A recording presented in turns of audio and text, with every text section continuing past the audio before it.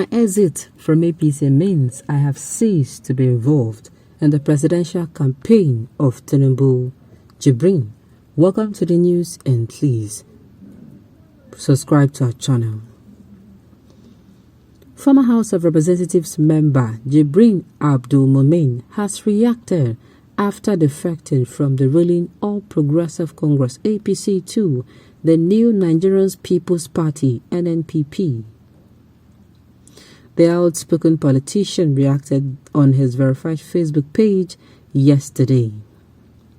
The post has generated a lot of reactions from his fans and numerous followers.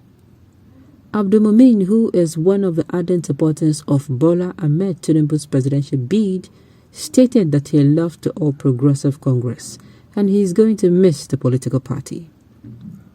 He noted that he has built lasting friendship in the party, some of whom are leaders he will hold dearly for the rest of his life, including President Muhammadu Buhari.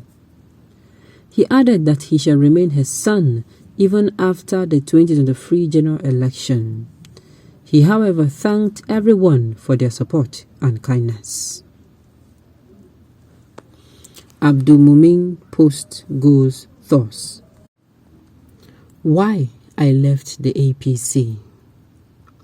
In the past 9 years, I devoted my material, intellectual and political resources to propel the cause of the All Progressive Congress APC.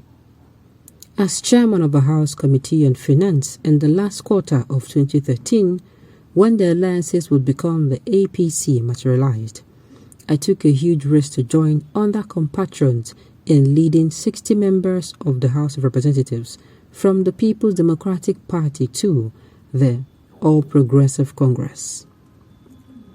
I provided the seed money for logistic and venue for our meetings, and these aided an internal revolt to weaken the then ruling party and a government firstly threatened by the prospect of a new party. We set out to market to the good people of Nigeria a benign alternative. I became a subject of intense threat and personality attacks from a vindictive government that deployed the resources of a state to hound me as a high-ranking committee chairman from the fast-growing party. In 2015, I emerged as chairman of the House Committee on Appropriations and in line with the cardinal principles of the new APC government. I launched an ambitious reform of the appropriation process. While the APC supported and encouraged me at the initial stage, that support fizzled out when I needed it most. I lost 2 years of my term in suspension, and by the time I returned to the House, the presiding officers were already at war with the party and the executive arm of government. The party and government needed help again. The APC government needed a strong support base and platform to withstand the gathering aggression from the National Assembly.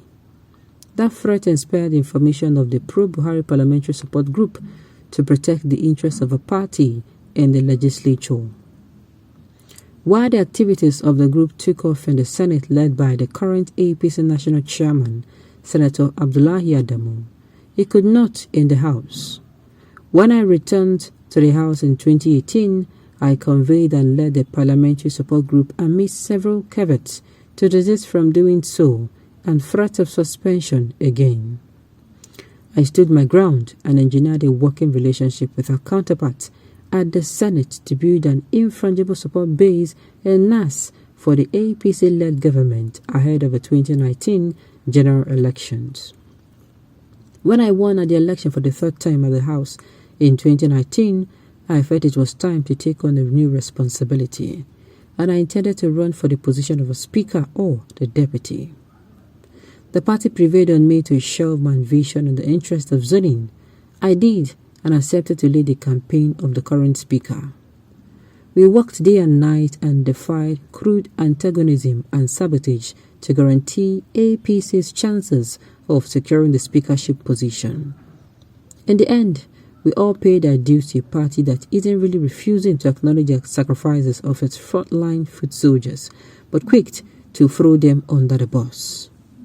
Before I was appointed Executive Director at Federal Housing Authority, I had lost my seat through a questionable court judgment, especially in the subsequent by-election, where the whole world witnessed the interferences that cost me the seat, with some leaders of the APC involved. Though my new role was an appointment much lower than my previous positions, I accepted it in good faith, believing it's another venue to serve my fatherland. I found myself inundated by too many conflicting reforms and policies at the FHA. I began to lose appetite for the job. In the whole of this, the APC left me in the wilderness. In my 23 years of postgraduate experience, the last 7 years were my most unremarkable, so much that my long-established career that reached the point of utter implosion. The 16 years before then were driven by prosperity and accelerated growth, for which I am grateful to Almighty Allah and the amazing people in my circle. In those pleasant years, I was at peace with myself and my career. I was focused and felt appreciated. I enjoyed quality mentorship, love, and support from some of the nation's great minds who are still active in our politics. They can attest to my character, loyalty, selflessness, and commitment to whichever cause I took part in. It must be underlined, although that I was financially stable before joining politics, and I've always been a financial contributor to all the political groups and activities I have been involved. The horrifying disappointment of my past 7 years revolved around this character who is determined to destroy anybody that activates his glaring inferiority complex. His sadistic instincts make him quite a frightening ally. So much they feels the need to treat his allies as the marginalized Black Africans in apartheid era South Africans to feel a sense of superiority and misguided advantage. I dedicated everything to the political interests of this man, but he kept asking for more. The circus became too embarrassing that I had to take a step back for soul searching to redeem myself.